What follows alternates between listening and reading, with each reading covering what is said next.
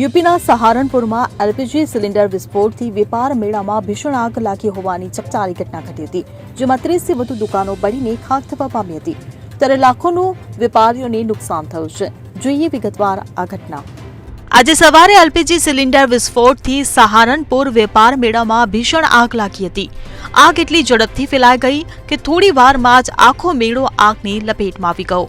આગમાં 30થી વધુ સ્ટોલ બળીને ખાખ થઈ ગયા.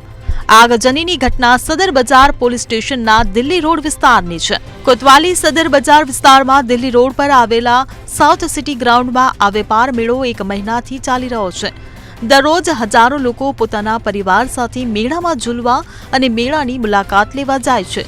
આ મેળો ફક્ત રાત્રે જ ચાલે છે, જ્યારે તે દિવસ દરમિયાન બંધ રહે છે.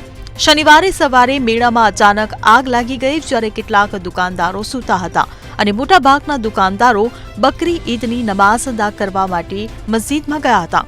નમાઝ પછી મેળામાં ભીડ વધે તે સ્વાભાવિક હતું, તેથી મોટી દુર્ઘટના ટળી ગઈ હતી. અત્યાર સુધી આ અકસ્માતમાં કોઈ જાનહાનિના સમાચાર નથી.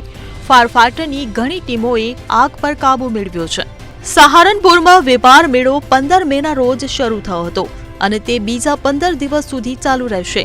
ફાયર બ્રિગેડના અધિકારીઓએ જણાવ્યું હતું કે આગમાં કોઈ જાનહાનિ થઈ નથી, પરંતુ માલમત્તાનું મોટું નુકસાન થયું છે.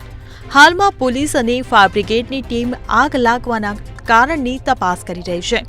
ટ્રેડફેર કોન્ટ્રાક્ટર સેઠપાલે જણાવ્યું કે અકસ્માત સમયે તેઓ તેમના ઘરે સૂતા હતા. સવારે તેમની માહિતી મળી કે મેળામાં આગ લાગી ગઈ છે. તેઓ પહોંચ્યા ત્યાં સુધીમાં ફાયર ફાઈટરોની ટીમ પણ આવી ગઈ હતી. તેઓએ આગ પર કાબુ મેળવી લીધો હતો. Bureau report CN24 news. હવે જુઓ દેશ દુનિયાની તમામ ખબરો તમારી આંગળીના ટેરવે. ઉઠાવો મોબાઈલ અને Google Play Store પરથી ડાઉનલોડ કરો અમારી CN24 ન્યૂઝ મોબાઈલ એપ.